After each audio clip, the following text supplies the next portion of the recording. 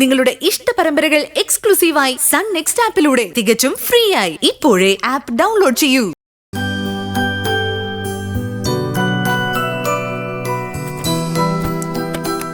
അച്ഛാ, ഉച്ചയ്ക്ക് കഴിക്കാനുള്ള ബിപിയുടെ മരുന്ന് മറക്കല്ലേ, ഒക്കെ ഇതിലുണ്ട്. അതൊക്കെ അച്ഛൻ ഓർത്തോളാം. മഞ്ചാടി, അച്ഛനൊന്ന് ഓർമ്മിപ്പിക്കണേ. അനുവും കൂടി ഒപ്പം പോയാ മതിയായിരുന്നു. ആ, ഞാനത് പറഞ്ഞതാ അച്ഛനോട്. ഹോസ്പിറ്റലിൽ കുറച്ചധികം സമയം ഇരിക്കേണ്ടി വരില്ല അച്ഛാ. അതിനെന്താ മോളെ, ഞങ്ങൾ ബസ് സ്റ്റാൻഡിൽ എത്തുമ്പോ തന്നെ രഘു വണ്ടിയുമായി വന്ന് ഞങ്ങളെ ഹോസ്പിറ്റലിൽ വിടാന്ന് പറഞ്ഞിട്ടുണ്ട്. എന്നിട്ട് അച്ഛനത് വേണ്ടാന്ന് പറഞ്ഞല്ലോ. രഘുവേട്ടനെ ഞാൻ വിളിച്ചിരുന്നു. ഹോസ്പിറ്റലിലെ കാര്യങ്ങൾ കഴിഞ്ഞ് ഇറങ്ങുമ്പോ വന്നാ മതിന്നല്ലേ അച്ഛൻ രഘുവേട്ടനോട് പറഞ്ഞത്. അത് മതിയല്ലോ അമ്പിളി. ബസ് സ്റ്റാൻഡിൽ നിന്ന് ഒരു ഓട്ടോ വിളിച്ചാ ഹോസ്പിറ്റലിലെത്തും. അതിനുവേണ്ടി രഘു ജോലിയും മെനക്കെട്ട് വരേണ്ട കാര്യമുണ്ടോ? അതെ ചേച്ചി, എനിക്കിപ്പോ വേറെ പ്രശ്നമൊന്നുമില്ലല്ലോ.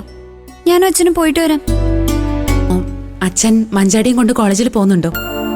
അത് അല്ലച്ചാ, മഞ്ചാടിയുടെ TCയുടെ കാര്യത്തിനോ മറ്റോ ആയിട്ട് ഒന്നും തീരുമാനിച്ചിട്ടില്ല. രഘുവിന്റെ അഭിപ്രായം കൂടി അറിയട്ടെ. ഇവിടത്തെ കോളേജില് ഈ വർഷം അഡ്മിഷൻ കിട്ടില്ല എന്ന് ഉറപ്പായില്ലേ? പിന്നെന്തിനാ ഇത്ര ധൃതി പിടിച്ച് TC വാങ്ങുന്നേ? എനിക്കെന്തായാലും ഹോസ്റ്റലിലൊന്ന് പോണച്ചാ. എന്റെ കുറച്ച് ബുക്സും ഡ്രസ്സും ഒക്കെ അവിടെ ഉണ്ട്, അതൊന്നും എടുക്കണം. നീ അച്ഛനെ കഷ്ടപ്പെടുത്തല്ലോ മഞ്ചാടി. അച്ഛൻ എന്ത് കഷ്ടപ്പാടാ? രഘുവേട്ടൻ വണ്ടിയായിട്ട് വരുമല്ലോ. ഹോസ്റ്റൽ റൂമിലെ സാധനങ്ങളൊക്കെ വാർഡൻ ആരെക്കൊണ്ടെങ്കിലും എടുപ്പിച്ചോളൂ. ശരി ശരി, എന്ന് ഇറങ്ങാം.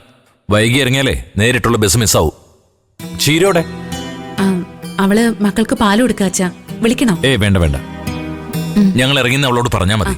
വാ മോളെ, ബാഗിൽ വെള്ളം വെച്ചോ? ആ, പോയിട്ട് വരാം ചേച്ചി.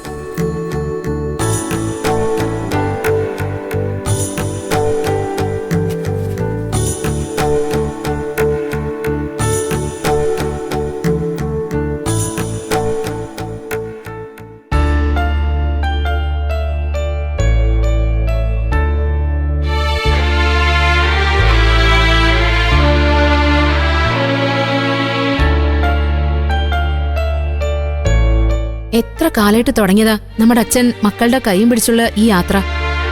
ഇപ്പോഴൊരു വിശ്രമില്ലാതെ അത് തന്നെ തുടരുന്നു. മക്കൾക്ക് വേണ്ടി ജീവിക്കുന്ന ചേച്ചി നമ്മുടെ അച്ഛന്റെ ഊർജം.